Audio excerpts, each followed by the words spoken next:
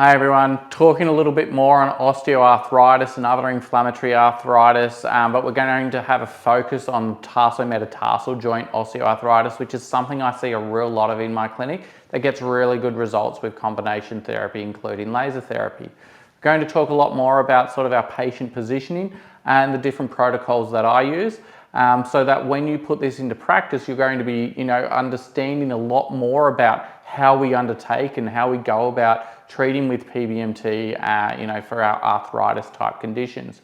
It's not as much as, only using PBMT. I use a lot of injection therapies as well to free up some of the entrapments that may be happening, but settling down the local inflammation surrounding the joint is a really good start to getting patients back on track.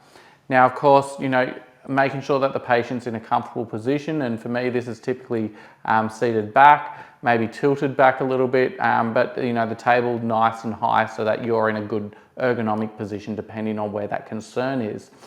Depending whether it's midfoot or ankle or potentially knee, that's where we need to start thinking, okay, well, what's the best position for you as the practitioner there as well.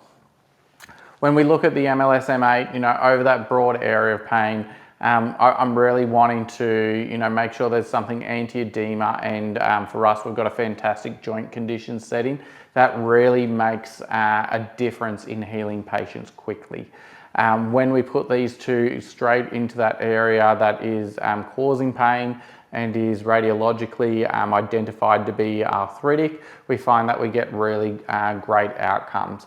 But for those that are coming back from maintenance, or maybe they've done several weeks already, we might be getting rid of that anti-edema setting because there's not as much swelling left, and maybe instead using a biostimulation setting or a healing setting to make things a bit more blood flow, and to really make sure that we're healing a lot more efficiently there as well.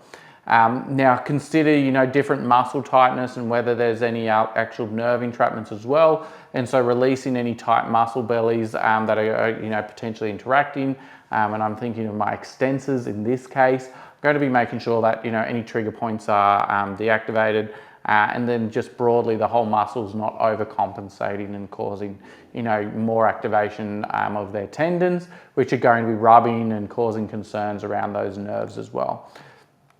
Let's have a bit of a look and see how this is going to be the case for our patient here. And this, looking at that second tarsometatarsal joint arthritis, something I see a lot of, putting that anti-edema and the joint conditions in. And a lot of the time I'll actually do this before I go through and then undertake some injection therapies, because I just find that this helps settle the pain, it helps localize it a lot. And then straight away I can then do something like a prolotherapy or a high volume injection to really put this patient in a much better position. And we pretty well immediately in the days following will find that the patient has anywhere between a 30 to 70% decrease in pain, potentially up to 100% decrease in pain. But this is one of the protocols that I've found to be really effective.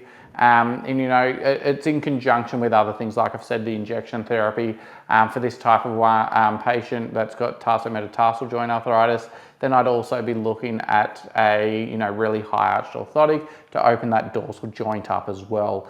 So really making sure that you consider everything to reduce that edema and the pain, make sure that we're healing more broadly where we can, and then treating and not forgetting about the holistic side of it and the biomechanics as well. But today that's been osteoarthritis and other inflammatory arthritis, with that example of the TMTJ osteoarthritis there.